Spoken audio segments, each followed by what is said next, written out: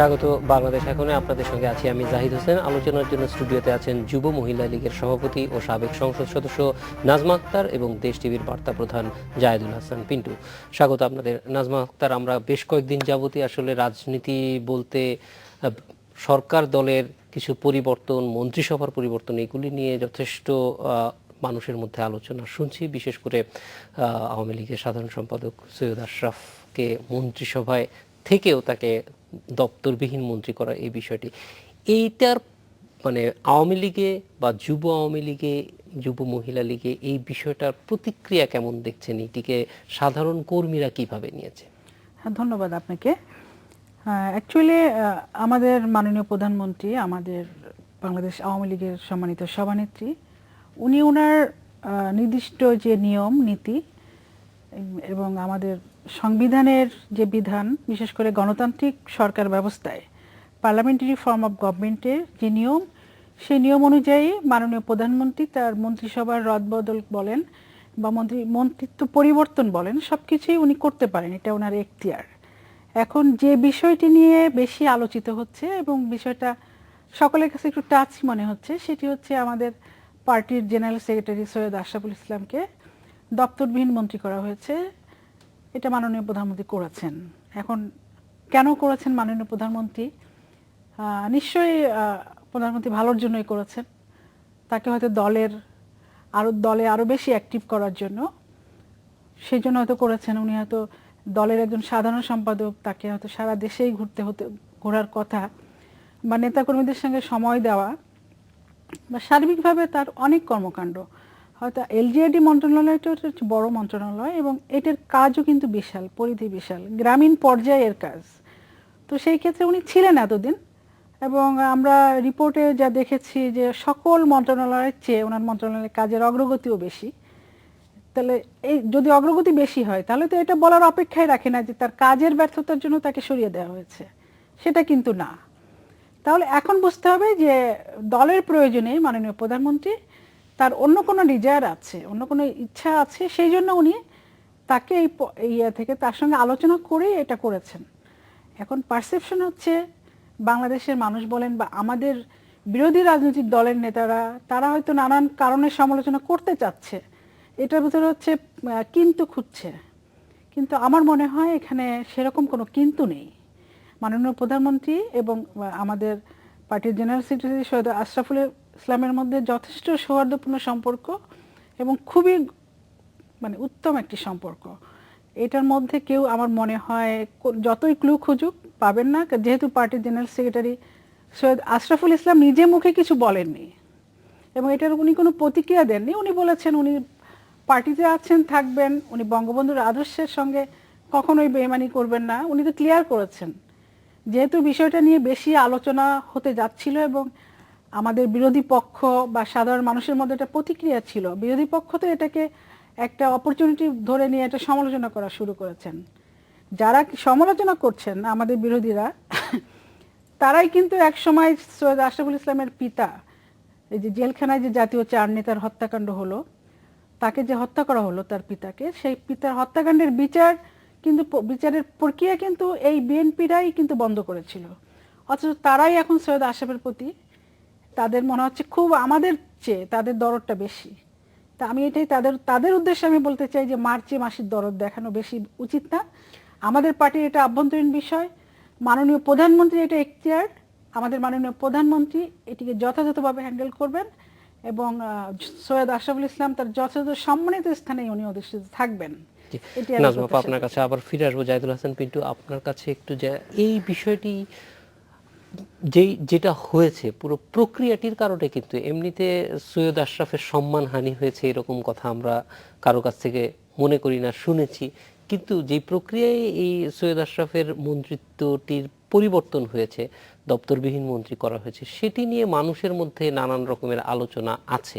এবং সৈয়দ আশরাফ যখন মন্ত্রিত্ব থেকে সরিয়ে দেওয়া হলো, অর্থাৎ দপ্তর থেকে সরিয়ে দেওয়া হলো, তখন মানুষের মধ্যে যে প্রতিক্রিয়াটি, সেটার মধ্যে একটা জিনিস স্পষ্ট হয়েছে যে এই মানুষটি যদিও খুব বেশি মানুষের সঙ্গে মেশে এরকম ইতিহাস নেই, কিন্তু মানুষ তাকে ভালোবাসে।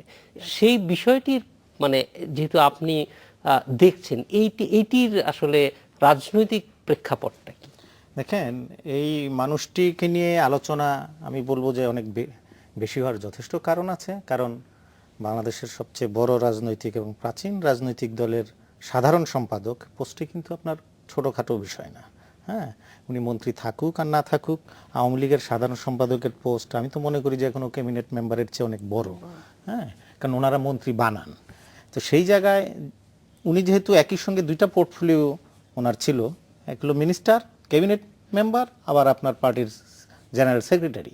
এখন পার্টির জেনারেল সেক্রেটারিকে যখন আপনি দপ্তরবিহীন মন্ত্রী করে ফেলেন, মন্ত্রী পদে রেখেছেন কিন্তু তার পোর্টফোলিওটা আপনি কেড়ে নিয়েছেন, সঙ্গত কারণেই এটা নিয়ে আলোচনা সমালোচনা হবে কেন এটা করা হচ্ছে। এখন পর্যন্ত আপনার দৃশ্যত কোনো কারণ খুঁজে পাওয়া যায়নি। যেটা বলা হয় আপনার যে উনি সময় দেন না, উনি দলের নেতা কর্মীদের সময় দেন না, মন্ত্রণালয়ে যান না। দেখেন, এটা যদি বলেন দলের একটা সাইড, আর যদি আপনি বলেন যে সরকারি দিকটাকে যদি আমি বলি, ওনার মন্ত্রণালয় কিন্তু আপনার সফল মন্ত্রণালয়ের একটি না, সফলতম মন্ত্রণালয়। কিভাবে আপনার এই অর্থবছরের আগের অর্থবছরে যদি আপনি দেখেন, এডিবির বাস্তবায়ন যদি দেখেন, আপনার এডিবি থেকে আপনার তার মন্ত্রণালয় আপনার হায়েস্ট আপনার কর্মসূচি বাস্তবায়ন করেছে। 1 নাম্বার ছিল 55টা মন্ত্রণালয় এবং বিভাগের মধ্যে, ওটা 1 নাম্বার ছিল। এই অর্থবছরে, গেল অর্থবছরে সেকেন্ড হাইয়েস্ট আপনার তারা বাস্তবায়ন করেছে 85%, যেখানে ওভারঅল বাংলাদেশের এডিবি বাস্তবায়ন 67%। সো মন্ত্রণালয়ের ব্যর্থতার অভিযোগটা ঠিক না। এই যে কাজের ক্ষেত্রে অর্থাৎ পারফরমেন্স ইভ্যালুয়েশন কতটুকু হয় মন্ত্রীদের সেটা আমরা জানি না, কিন্তু এই বিষয়টা আরেকটু বিস্তারিত জানবো একটা ছোট্ট বিরতি নিয়ে এসে আপনার কাছে আবার ফিরছি। যাচ্ছে 40 সেকেন্ডের একটি বিরতি। বিরতির পর ফিরে এলাম, দেখছেন বাংলাদেশ এখন। জাহিদুল হাসান, পারফরমেন্সের বিষয়টা আসলে কতটুকু গুরুত্ব পায় মন্ত্রীদের? না, সেটা যদি বাংলাদেশের প্রেক্ষাপট বিবেচনায় নেন, একেবারে যে পায় না তা না, কিন্তু বলার মতো না। মানে আমাদের দেশে মন্ত্রী করা, বাদ দেওয়া, রাখা না রাখা, এগুলো যে খুব বেশি পারফরমেন্স বেস করে হয় না। এখানে প্রাইম মিনিস্টার একক ক্ষমতা, তো কাকে মন্ত্রী বানাবেন কাকে বানাবেন না তাকে নানান কিছু ভাবতে হয়। আপনি যদি শুনেন, ওনাকে ভাবতে হয় দলে কে তেগি নেতা, এটা একটা চিন্তা করতে হয়। অঞ্চল চিন্তা করতে হয়, চিটংয়ে মন্ত্রী আছে কিনা, উত্তরাঞ্চলে মন্ত্রী আছে কিনা, অঞ্চলের চিন্তা করতে হয়। তারপরে অতীতে এই নেতার কি ভূমিকা ছিল সেই চিন্তা করতে হয়। আর এখন তো আপনার তার শুধু দলের না, দলের বাইরের লোকজনকে মন্ত্রী বানাতে হচ্ছে। আর এখনকার মন্ত্রিসভা তো একটা বৈচিত্র্যময় মন্ত্রিসভা। আপনি দেখেন, এখানে আওয়ামী লীগের মন্ত্রী ক্ষমতায়, আওয়ামী লীগ মন্ত্রী হওয়ার ক্যাবিনেট বানাবে, খুবই স্বাভাবিক। জাতীয় বিরোধী দল জাতীয় পার্টির মন্ত্রী, জাসদের মন্ত্রী, ওয়ার্কার্স পার্টির মন্ত্রী, দুইটা জাতীয় পার্টি আছে, জেপির মন্ত্রী, জেপিরও মন্ত্রী। হ্যাঁ, আরেকটা জাতীয় পার্টিরও তো একজন মেম্বার ক্যাবিনেটে আছেন। তো ওনাকে কিন্তু এই ক্যাবিনেটটা সাজানোর সময় নানান দিক চিন্তা করে, তার মধ্যে কে গতবার মন্ত্রী ছিলেন, এবার কাকে রাখা যাবে কাকে রাখা যাবে না, কোন অঞ্চলের প্রতিনিধিত্ব, এগুলি তো বললামই। এরপরে আরো নানান মহলের প্রেশার থাকে, দলের ভিতরের প্রেশার থাকে, আত্মীয় স্বজনের প্রেশার থাকে।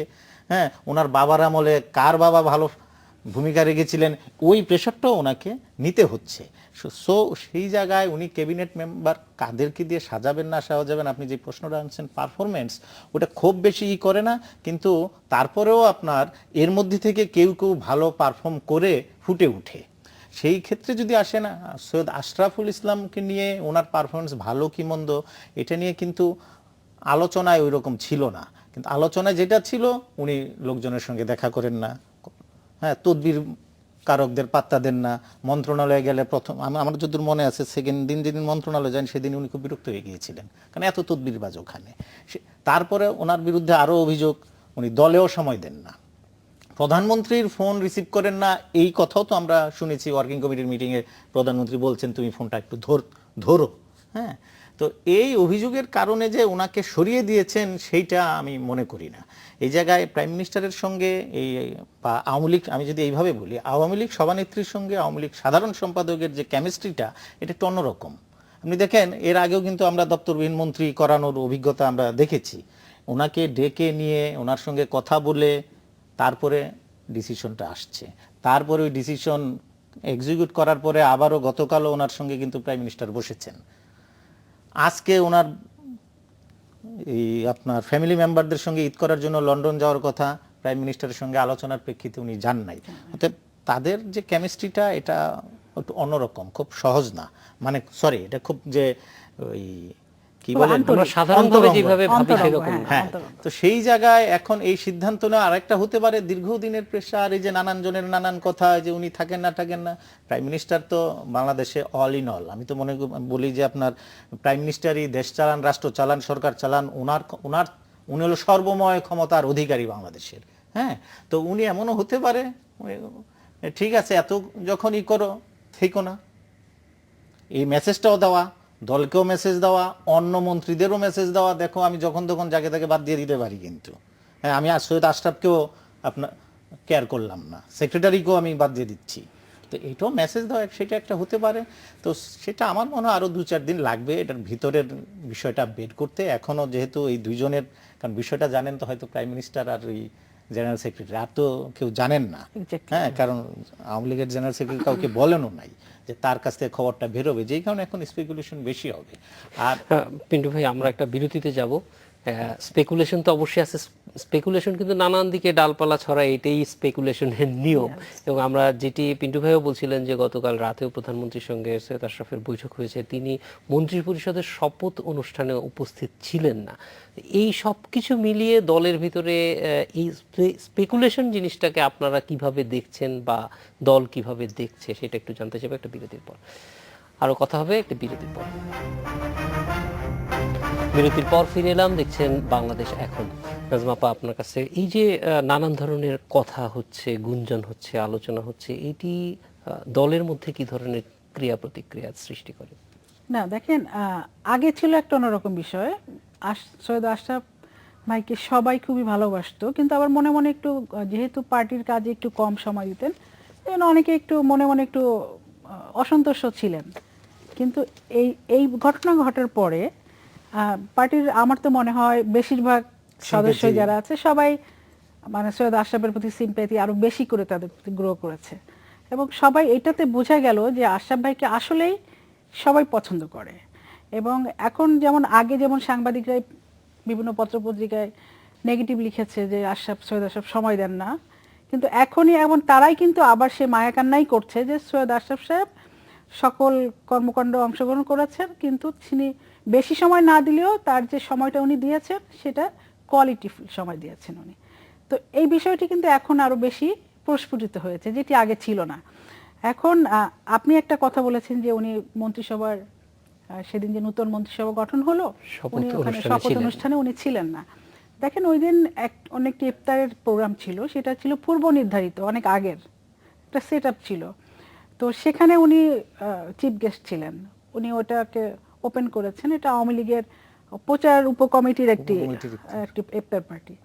আর এটা মন্ত্রিসভা গঠনের জন্য তো মাত্র একদিন আগেই সিদ্ধান্ত হয়েছে। তো উনি এখানে থেকেছেন, পার্টির প্রোগ্রামে অংশগ্রহণ করেছেন, তো এটা তো খারাপ কিছু না। পার্টির জেনারেল সেক্রেটারি যদি একটা শপথ অনুষ্ঠানে না যান, তো সেটা কি খুব বড় ধরনের অফেন্স তো হতে পারে না। আর ভাই একটা কথা বলেছেন যে উনি অনেক সময় শোনা যায় যে পিএম এর ফোনও ধরেন না, এটা কিন্তু ঠিক না।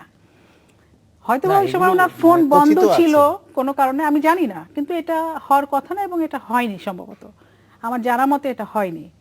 পিএম এর ফোন নিশ্চয়ই উনি ধরেন, ওনার সঙ্গে পিএম এর খুবই ভালো সম্পর্ক, ওনার সঙ্গে সবারই, পার্টির সবারই ভালো সম্পর্ক। আমরা তো এখানে একটু জানতে চাই যে আওয়ামী লীগে কি আপনারা এটা বোধ করছেন যে জেনারেল সেক্রেটারি ইনভলভমেন্ট আরো বেশি প্রয়োজন, কারণ দল একটা লম্বা সময় যাবৎ ক্ষমতায় আছে, সেইখানে কোনো ধরনের পরিবর্তন আসা দরকার, বিশেষ করে তৃণমূল পর্যায়ে?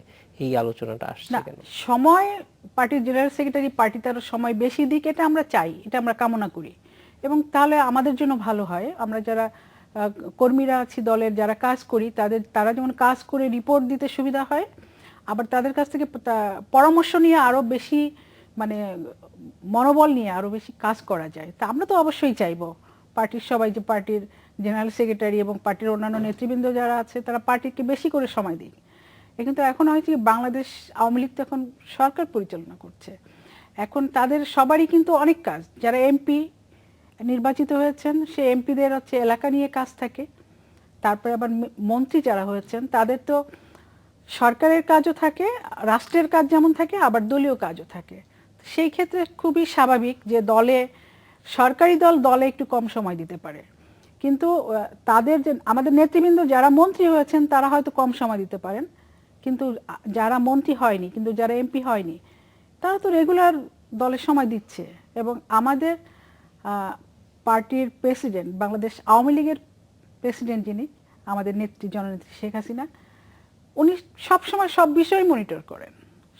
আমাদের কিন্তু সরাসরি অনেক সময় মাননীয় প্রধানমন্ত্রীর সাথে আমাদের কথা হয়, তার দিক নির্দেশনা নিয়েই কিন্তু আমরা সারা বাংলাদেশের মানে কমিটি করতে যাই, আমরা কোনো পলিটিক্যাল প্রোগ্রামে অ্যাটেন্ড করতে যাই।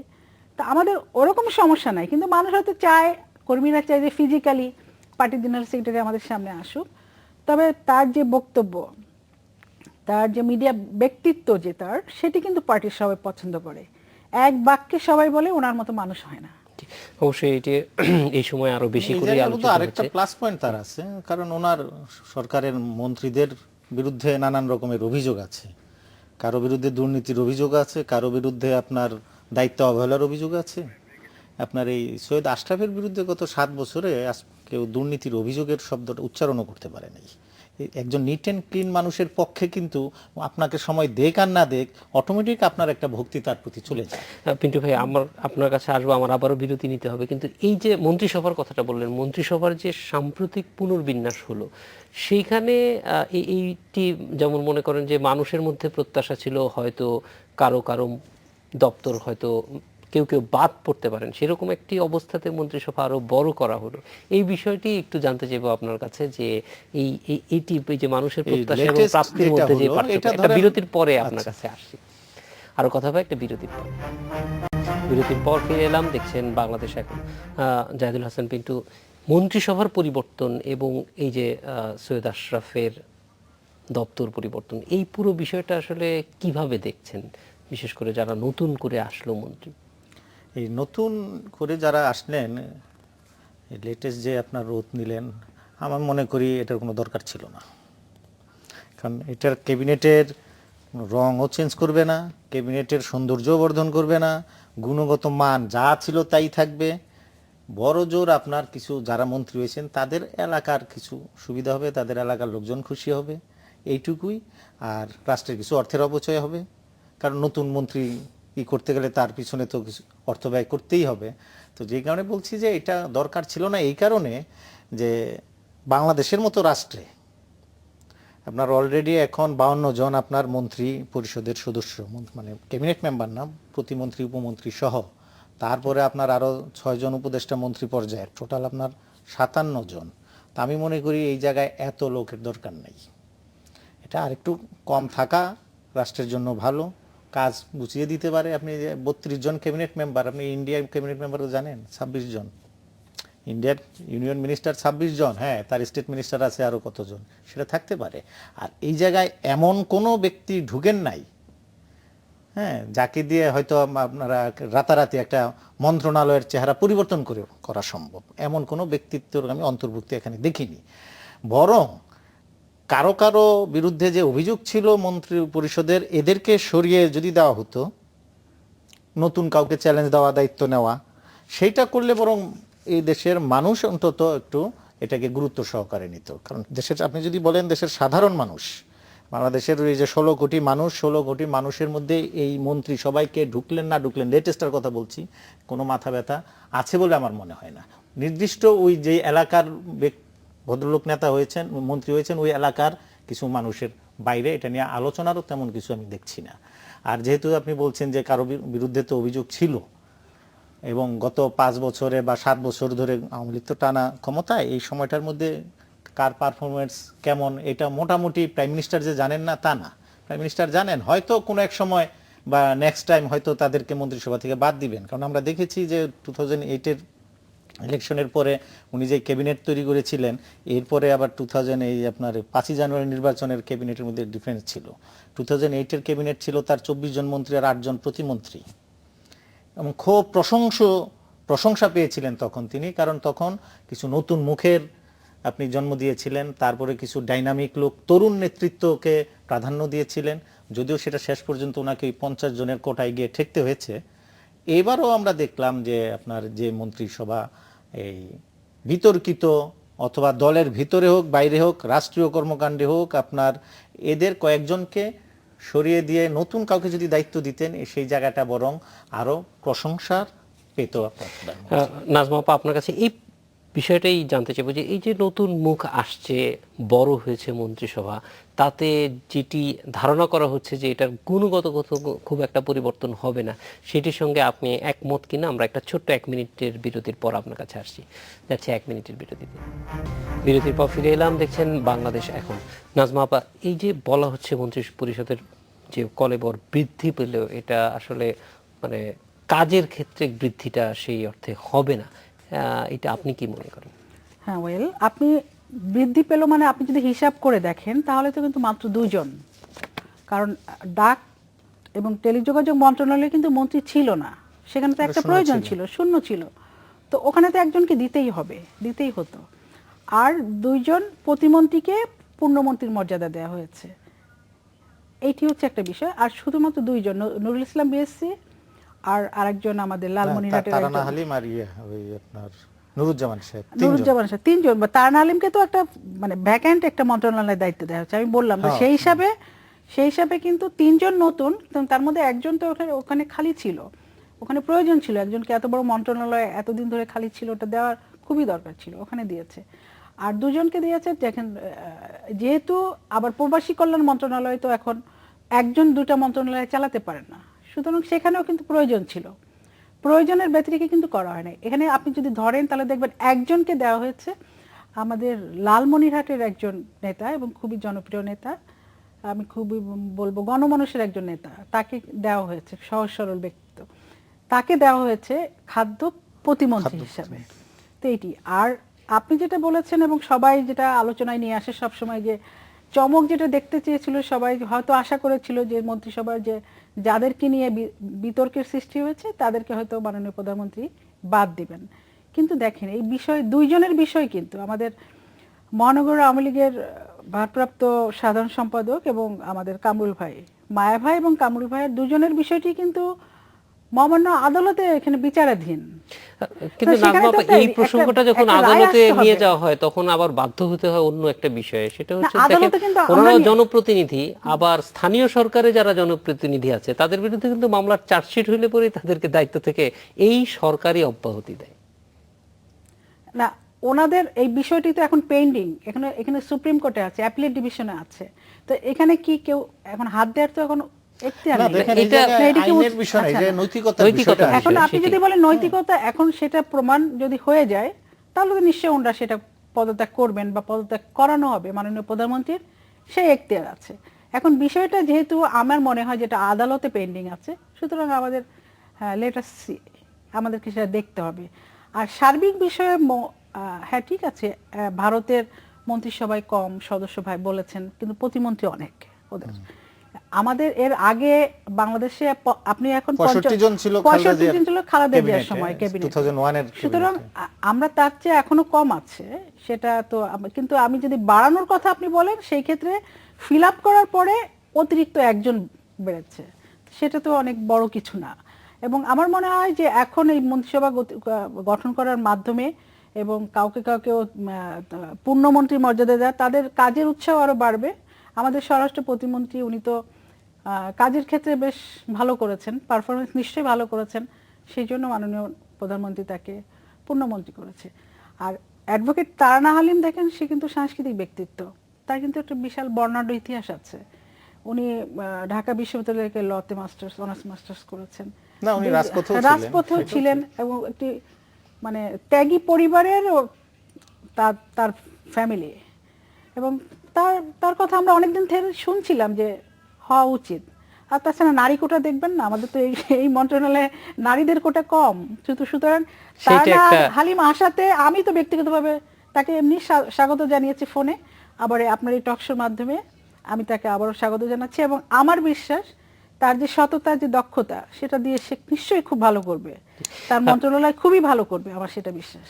জাহিদুল হাসান, আপনার কাছে আবার ফিরে আসবো, যেটি বলা হচ্ছে যে অন্তত 2 জন প্রতিমন্ত্রীকে নতুন করে পূর্ণমন্ত্রী হিসেবে নিয়োগ দেওয়া হয়েছে, কিন্তু এই বিষয়টি অর্থাৎ মন্ত্রণালয় বন্টনের ক্ষেত্রে রাজনীতিবিদদের এই প্রশাসন চালানের এক ধরনের দক্ষতা বৃদ্ধির জন্য কিন্তু উপমন্ত্রী, প্রতিমন্ত্রী এইরকম করা হয়, কিন্তু এই ধারাবাহিকতাটা কিন্তু খুব বেশি নেই। যে ওইটা আবার নাই, আমরা দেখি নাই যে একটা গ্রুমিং করা হচ্ছে, গ্রুমিং এর সিস্টেমের মধ্য দিয়ে উঠে আসতেছে।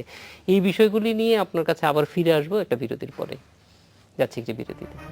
বিরতির পর ফিরে এলাম, দেখছেন বাংলাদেশ এখন। পিন্টু ভাই, এই যে গ্রুমিং এর ব্যাপারটা আমরা খুব একটা দেখতে পাই না বা চোখে পড়ে না, এটা আমাদেরই দোষ নাকি আসলে হয় না? না, দেখেন আমাদের দেশে এটা শুধু এই আওয়ামী লীগের আমলে না, কোনো সময় মন্ত্রী সবাই যে কাউকে গ্রুমিং করা হয় আমরা এটা সেই চর্চাটা দেখিনি। এটা দেখিনি এই কারণে, আমাদের দেশে ধরেন মন্ত্রীদের কাজ যত না তার চেয়ে বেশি আপনার প্রধানমন্ত্রীর কাজ বেশি। যেখানে প্রধানমন্ত্রী সিইও, রাষ্ট্রের সরকারের যাই বলেন সমস্ত কিছু প্রধানমন্ত্রী কেন্দ্রিক, সংসদে হোক মন্ত্রিসভায় হোক, সেই জায়গাটায় আপনার মন্ত্রীরা নিজের কাজটা কোনো রকম করতে পারলেই আপনার বেঁচে যায়। আর সব কিছু দায় দেনা কিন্তু প্রধানমন্ত্রীর উপরেই চলে। আর চালানোর জন্য, মন্ত্রণালয় চালানোর জন্য এটা যে আপনার ওই যে আপনি যেটা বলেন গ্রুমিং, সেটাও দেখা যায় তারা সচিবদের উপর নির্ভর করে অনেক সময়। হ্যাঁ, নিজেদের যে রাজনৈতিক সিদ্ধান্ত বোল্ডলি আপনার বাস্তবায়ন করা, সেটা অনেক সময় পারে না। কারণ হলো তারা ওই যে ওই সময়টা দেয় না। সেটার জন্য কি প্রশাসনের উপরে নির্ভরশীলতা অনেক বেড়ে যাচ্ছে মনে করেন? সেটা আবার আলাদা সাবজেক্ট। আপনি যদি মনে করেন প্রশাসনের উপর নির্ভরতা বেড়ে যাওয়ার নানান কারণ আছে। আপনার এক হলো আপনার 5ই জানুয়ারির নির্বাচন, প্রশ্নবিদ্ধ নির্বাচন, প্রশাসন যথেষ্ট হেল্প করেছে। এই র্যাব, পুলিশ, বিডিআর সব এই সরকারের সঙ্গে ছিল। আপনার সিভিল প্রশাসনও ছিল, যেই কারণে আপনি দেখতেছেন সিভিল প্রশাসন একের পর এক তারা তাদের ক্ষমতা বাড়িয়েই নিচ্ছে। যেটা আপনার এই মোবাইল করতে আরম্ভ করে এখন যে ফৌজদারি মামলায় তাদের অ্যারেস্ট করা যাবে না বলে আপনার যেই ক্যাবিনেট অ্যাপ্রুভ করালো, 6 বছর পেন্ডিং ছিল, তারপরে অ্যান্টি কারাপশন কমিশন আইন চেঞ্জ করাই দিল। মানে ইন্ডিপেন্ডেন্ট কমিশনকেও চেঞ্জ করে কিন্তু ওই আমলারা আপনার ওই তাদের নামে মামলা করার জন্য পূর্ব অনুমতি লাগবে বলছে। হাইকোর্ট কিন্তু এগুলো সব রিজেক্ট করে দিয়েছে। এগুলো রিজেক্ট হয়ে যাবে, কারণ এগুলো আপনার সংবিধানের ওই 27 অনুচ্ছেদের পরিপন্থী। সেটা আলাদা সাবজেক্ট। আমি বলছি যে আপনার যেটা মন্ত্রীদের গ্রুমিংয়ের যেটা বললেন, এই চর্চাটা নাই। তার কারণ হলো আমাদের সে মন্ত্রী হন কিভাবে? যোগ্য নেতা হিসাবে বা যোগ্য প্রশাসক হিসাবে বা দক্ষ হিসাবে কি মন্ত্রী হন? তা হন না। হয়ে চেষ্টা করেন দক্ষ হওয়ার বা যার যার মন্ত্রণালয়। সেই হিসাব যদি করেন, আমাদের দেশের মন্ত্রীদের মধ্যে কয়জন মন্ত্রীকে আপনি বলতে পারবেন যে তারা দক্ষ মন্ত্রী? এগুলি ধরেন পারসেপশন একরকম, বা টিআইবির যদি আপনার ডাটা দেখেন একরকম, মানুষ তো বুঝতে পারে সেই অনুযায়ী যে কেন আপনার একটা ইয়ার ঘটনা আপনি উনি যেটা বললেন যে এই আদালতে পেন্ডিং এই কামরুল সাহেবের যে খাদ্যমন্ত্রী, একটাই তো ঘটনা। মায়াভারটাও তো আদালতে পেন্ডিং। হ্যাঁ, কিন্তু এক গম কেনার কেলেঙ্কারি, কিন্তু একটা ঘটনায় তার বিরুদ্ধে এত কথা উঠছে কেন? কারণ ওভারঅল তার পারফরমেন্স কি, এটা নিয়ে যদি আপনি রিসার্চ করেন দেখবেন যে খুব বেশি ভালো কিছু পাবেন না। শুধু তার মন্ত্রণালয় না, সমাজ কল্যাণে আছে, বিভিন্ন মন্ত্রণালয় আছে।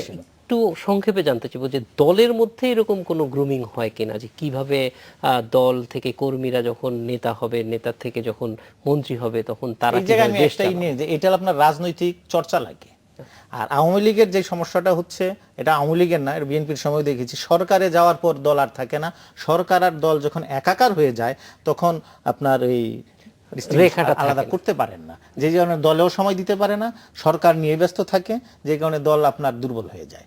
যে আওয়ামী লীগ দেখেন বিরোধী দলে কেন সত্যি দরকার, মানে সরকারে থাকা অবস্থায় এই দুর্বলতা তৈরি হয় কিনা? না, তৈরি হওয়ার জন্য যথেষ্ট কারণ, সেটা আমি আগে আপনাকে ব্যাখ্যা করেছি যে কিছুটা তো হওয়ার সুযোগ থাকে। কিন্তু আমাদের দলের সভানেত্রী মাননীয় প্রধানমন্ত্রী শেখ হাসিনা কিন্তু এবার এই মন্ত্রিসভা গঠনের পরে দলের কর্মকাণ্ডও কিন্তু উনি অনেক বেশি নজর দিয়েছেন এবং এটাকে কঠিনভাবে উনি মনিটর করছেন। দলের সকল সাংগঠনিক সম্পাদকদের সঙ্গে উনি নিয়মিত বৈঠক করছেন, ব্রিফিং করছেন, দলের সেন্ট্রাল কমিটির মিটিং হচ্ছে নিয়মিত। সভানেত্রী দায়িত্ব বন্টন করছে। আপনাদের দুজনকে অনেক ধন্যবাদ আজকে আলোচনায় যোগ দেওয়ার জন্য। এই ছিল বাংলাদেশ এখন। দেখা হবে আগামীকাল একই সময়ে। শুভরাত্রি।